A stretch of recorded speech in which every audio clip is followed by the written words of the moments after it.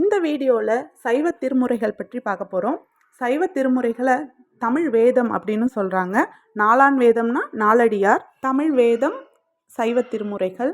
சைவ பெரியோர்களால் பாடப்பட்ட பாடல்களோட தொகுப்பு தான் திருமுறை அப்படின்னு சொல்கிறோம்.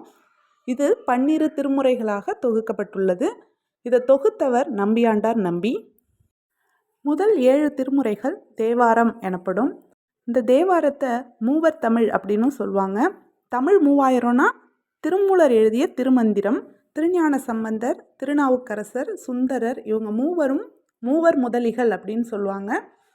இவங்களோடு சேர்ந்து மாணிக்கவாசகர் இவங்க 4வரை சமய குறவர்கள் 4வர் அப்படின்னு சொல்லுவாங்க. திருமுறைகளை பாடியவங்க பார்த்திங்கன்னா மொத்தம் 27 பேர்.